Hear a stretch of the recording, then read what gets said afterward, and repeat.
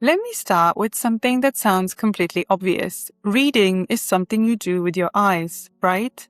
Words on a surface, light bouncing off them, eyes receiving that light, brain decoding it. That's reading, that's just what it is. Except it isn't, not really. Reading is the decoding of a system of symbols that represent language. The eyes are just the tool most of us use to do it. They're not the only tool, they never were. You can read with your fingertips, and the system that made that possible for millions of people, the 6-dot code used all over the world today in every major written language on Earth, essentially unchanged, was not invented by a committee of scientists or a government program or a prestigious research institution. It was worked out by a 15-year-old boy in a school workshop, using a tool almost identical to the one that had blinded him when he was 3 years old. I find this story almost impossible to believe the first time you hear it, and then you look it up and it's all true, every part of it. Today we're talking about Braille, the real story of where it came from, which includes a myth I'm going to have to dismantle because the popular version isn't quite right, how a teenager in Paris cracked a problem that educated adults had been failing to solve for decades, and why the system that his own school banned is now read by fingers in every country on Earth. I'm Alexandra, welcome to the Hidden Life of Things, everyday history for anyone who's ever looked at something ordinary and wondered, how did this actually get here? To really feel why this story matters, you need to start where blind people were before Braille existed. And the answer is mostly excluded from almost everything that mattered. In a world before audio recordings, before screen readers, before any of the technology we have now, literacy was the gateway to almost everything: education, law, religion, science, literature, employment. If you couldn't access the written word, you were dependent on other people for most of what mattered. Not as an inconvenience, as a way of life. In medieval Europe, blind people were generally expected to beg. Sometimes they were paraded through city streets in ridiculous costumes as a form of public entertainment. The idea that a blind person could receive a formal education, hold a professional position, contribute to intellectual life wasn't just uncommon, it was, for most of history, considered essentially impossible. Not because people were necessarily cruel, but because nobody had built the tools. The first serious crack in that wall came in 1784 in Paris. A man named Valentin Hauy, not blind himself, but apparently genuinely disturbed by watching blind people being mocked in public, founded the world's first school for blind students, the Royal Institution for Blind Youth, radical for its time. But his approach to teaching reading had a fundamental problem. He embossed regular printed letters onto thick paper, raised versions of the letters sighted people used. The thinking being, if blind students can feel the shape of the letters, they can learn to recognize them by touch the same way sighted people learn to recognize them by sight. Reasonable in theory, a genuine disaster in practice, and here is why. The letters of the alphabet were designed over centuries for the eye. The eye is fast. It takes in a whole letter, maybe a whole word, in a fraction of a second. It distinguishes shapes by their overall silhouette. A fingertip doesn't work like that. A fingertip reads slowly, locally, one tiny area at a time. The raised letters that were easy for an eye to recognize at a glance were laborious and confusing for a fingertip trying to trace them. A capital W and a capital M, clear as anything visually, are almost identical when you're feeling your way around raised bumps in the dark. Reading this way was painfully slow. Writing was essentially impossible. You couldn't reproduce raised print letters by hand at any usable speed. After years of effort, the school's library had accumulated 14 books. 14 for an entire school. Louis Braille arrived at that school in 1819. He was 10 years old. Louis was born on the 4th of January 1809 in a small village about 40 kilometers east of Paris. His father was the village saddler. He made harnesses, bridles, leather goods for horses. Skilled work done with sharp tools in a workshop that was, as you can probably imagine, not particularly set up to be safe for a curious 3-year-old. Which is what Louis was. One afternoon in 1812, when he picked up an awl is a pointed metal tool used to punch holes in leather. Louis had watched his father use one dozens of times. He wanted to try. He pressed it down into a piece of leather and it slipped and it struck him in his right eye. The injury got infected.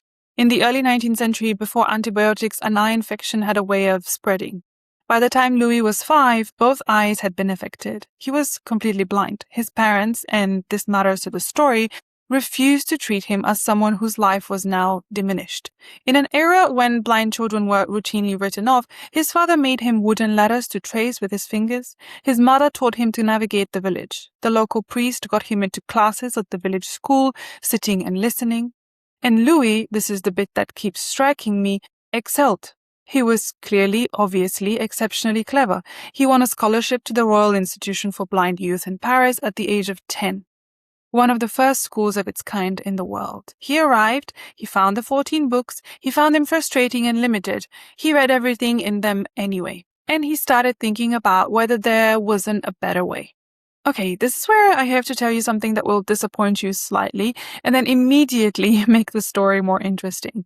You may well have heard this, that a French military captain named Charles Barbier had invented a secret battlefield communication system for Napoleon's soldiers.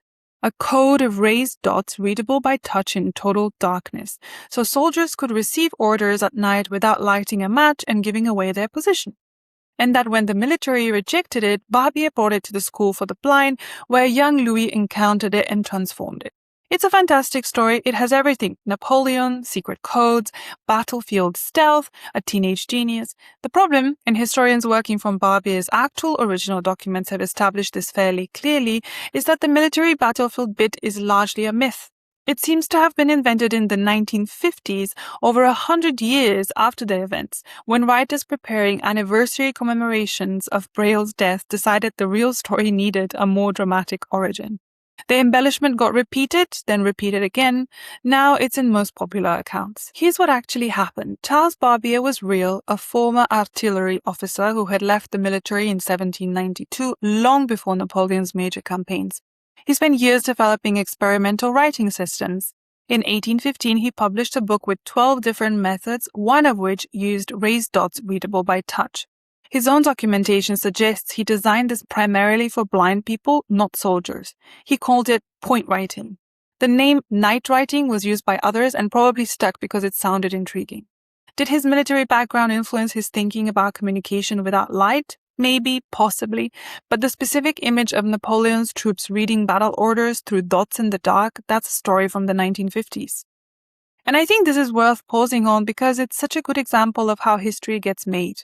The real story, Barbier invented a raised dot system, brought it to the school for the blind, a 12-year-old encountered it and improved it into something brilliant, apparently wasn't dramatic enough on its own.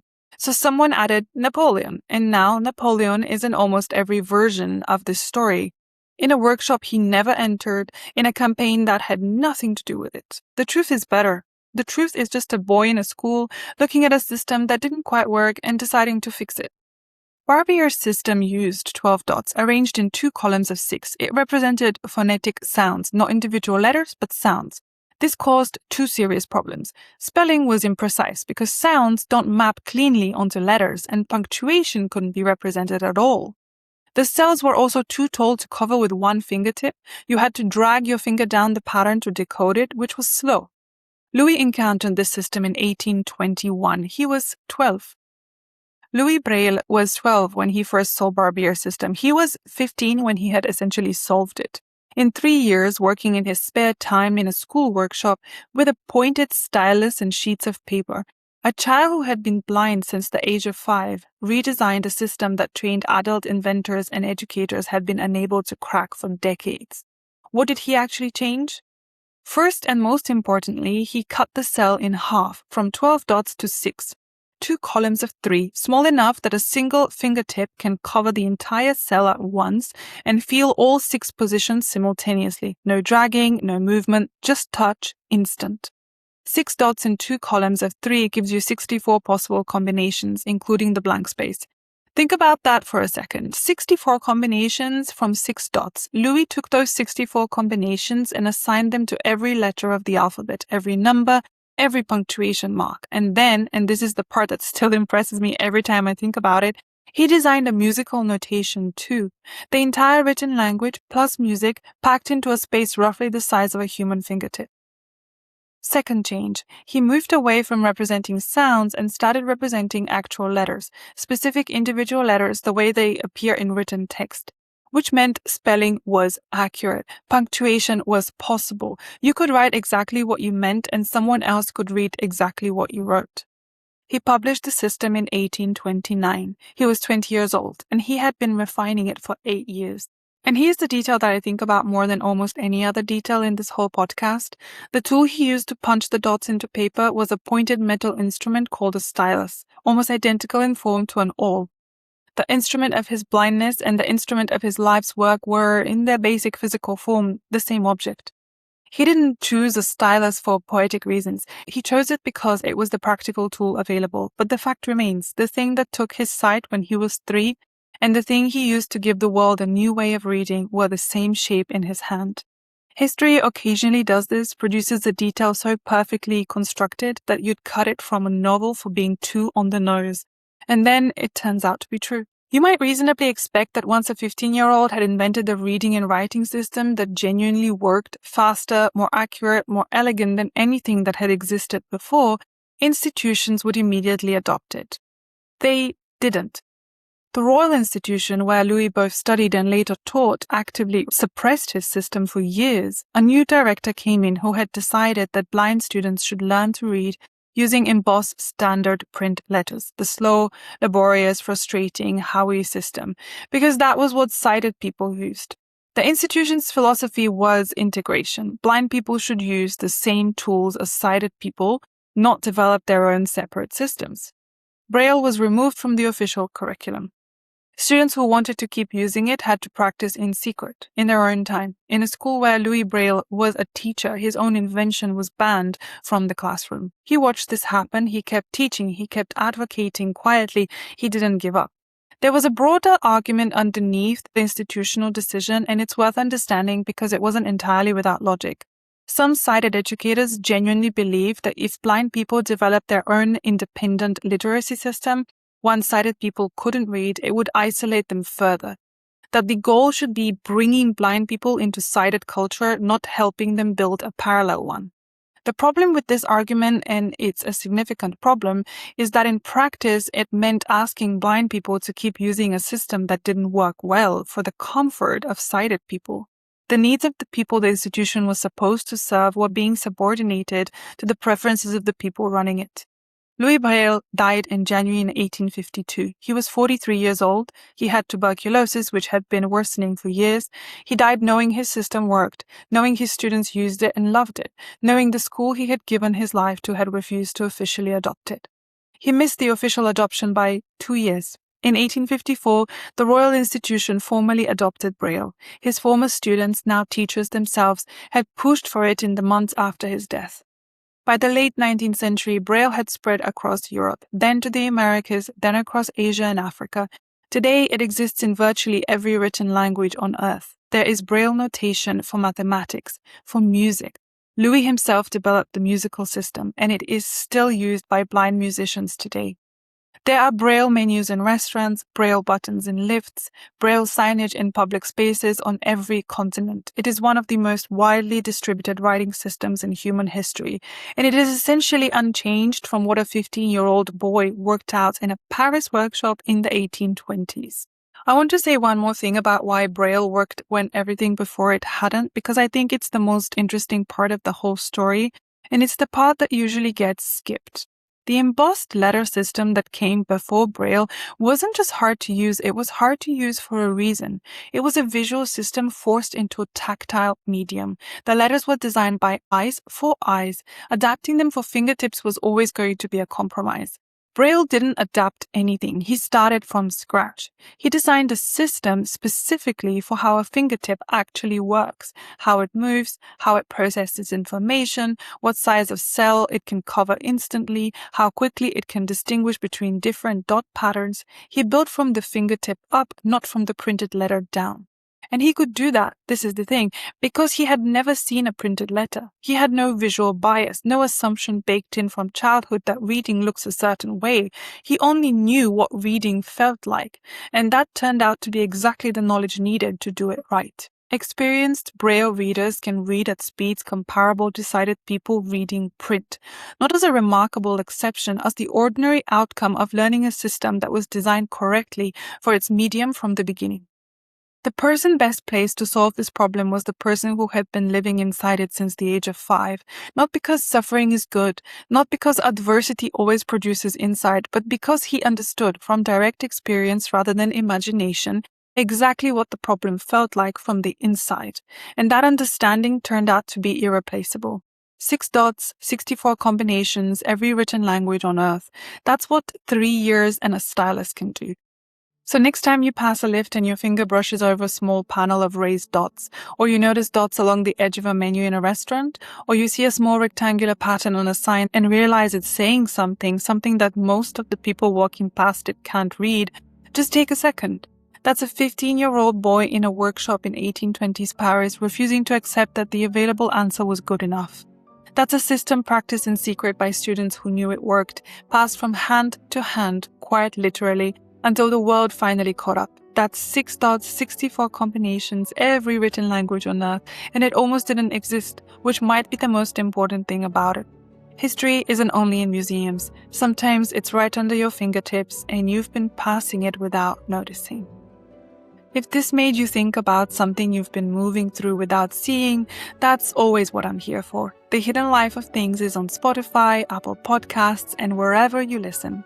If you want more bite-sized history podcast every week, then follow this channel. And if you know someone who would love a story about a teenager who quietly changed the world, send this to them. And here's your preview for next time. It sits on your wrist right now, or in your pocket, or on your bedside table. You glance at it dozens of times a day without thinking, but for most of human history, wearing a timepiece on your body was considered something only women did, a delicate piece of jewelry, not a serious instrument. It took a war to change that, a war so brutal, so precisely coordinated, so dependent on everyone doing the right thing at exactly the right second, that the men who fought it decided that having the time strapped to your wrist wasn't feminine at all. It was survival. What changed on those battlefields and why that change ended up on every wrist on earth is the story we're telling next time. Stay curious. I'm Alexandra, and I'll talk to you next week.